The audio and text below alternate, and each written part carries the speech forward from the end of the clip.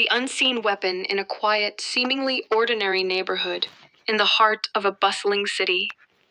A small gang known for its racially charged violence had been wreaking havoc. They sought out any excuse to instigate fear and intimidation. But one evening, they made a fateful mistake. John Ellis, a Black War veteran, had recently returned to the city after serving abroad. With a weathered face and a calm demeanor, he didn't fit the stereotypical image of someone who would draw attention.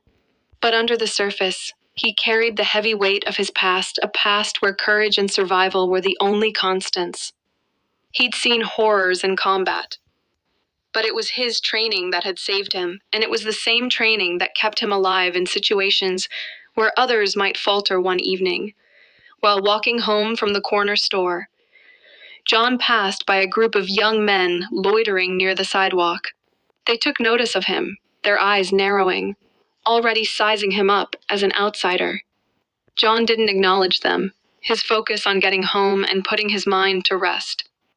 But that didn't sit well with the gang, who took it as a challenge. They moved in, surrounding him, muttering insults and racial slurs under their breath. "What's an old soldier doing around here?" one of them sneered. Another spat on the ground, mocking him. John knew how this game worked, and he'd been down this road before. He didn't break his stride, but his hand subtly brushed the small, almost imperceptible bulge in his coat, an item that was never far from him. His concealed weapon, a sidearm he was licensed to carry. "What's wrong?" "You think you're better than us, old man?" one of the gang members shouted, stepping closer. The tension thickened. John's training kicked in. He didn't flinch, didn't raise his voice. He simply took a deep breath, his eyes scanning the faces around him, understanding that any misstep could end with violence. Then, without warning, one of the gang members lunged toward him. But before he could get too close, John's hand moved so swiftly it was almost a blur. In a flash, he had his weapon out, aimed down at the ground, not threateningly, but enough to freeze the group in place. The gang members froze in shock. They hadn't expected this, hadn't even considered the possibility that their target might not be an easy mark. Their bravado crumbled. In a split second, their fear eclipsed their anger. John's voice was calm, unshaken. "I don't want any trouble, but I will defend myself. You should leave before this goes any further."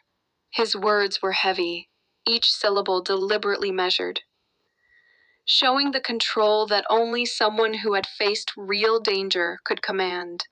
The gang hesitated, exchanging looks of uncertainty. They'd thought they could intimidate him, but they'd misjudged their prey. It wasn't just the weapon that unnerved them.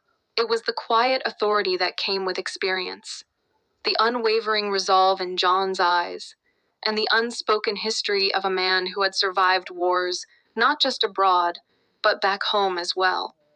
With a few murmurs, the gang members began to back away, not wanting to test the waters any further. The leader, a young man with a nervous edge, gave one last look at John, before motioning for the others to retreat. As they melted into the shadows, John holstered his weapon, his calm never breaking. He knew this wasn't just a confrontation with the gang. It was a reflection of a larger battle, the one he fought every day to keep his peace, to maintain his dignity in a world that often misunderstood him. John continued his walk home, his pace steady. He had no desire to be a hero. He just wanted to be left in peace. But that night, the gang learned an important lesson. The real weapon wasn't always what you carried, it was the control, the understanding, and the quiet confidence that made all the difference.